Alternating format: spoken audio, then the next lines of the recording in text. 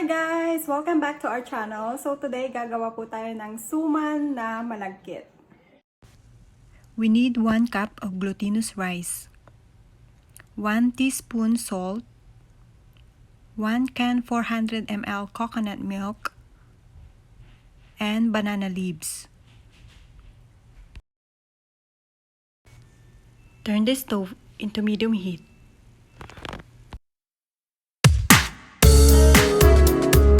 In a pot, combine coconut milk and salt.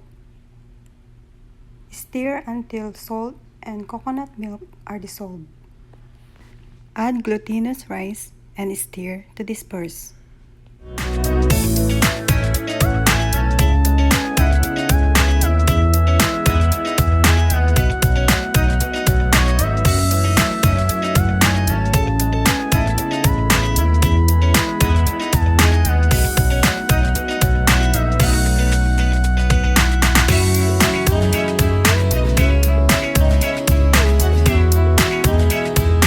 Over a medium heat, cook glutinous rice, stirring occasionally to prevent from sticking and burning until liquid is absorbed but rice is half done.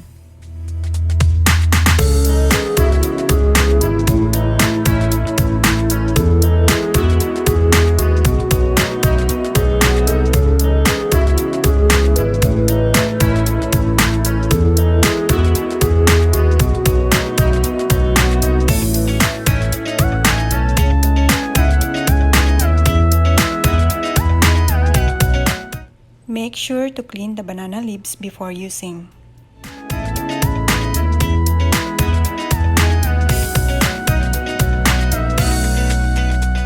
If leaves feel stiff, briefly pass over flames for about 10 to 20 seconds until pliable. Place about 2 to 3 heaping tablespoonfuls on a banana leaf and shape into logs. Roll banana leaves tightly around the rice to form a log and fold both edges to seal.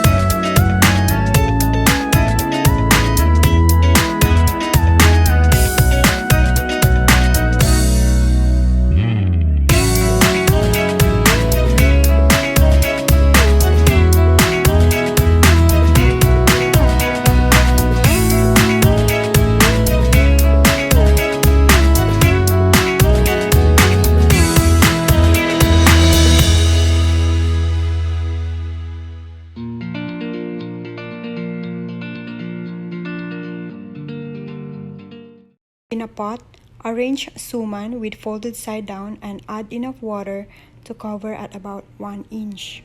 Over medium heat, cook for about 45 minutes to 1 hour or until rice is fully cooked. To serve, peel leaves and drizzle suman with coconut caramel sauce.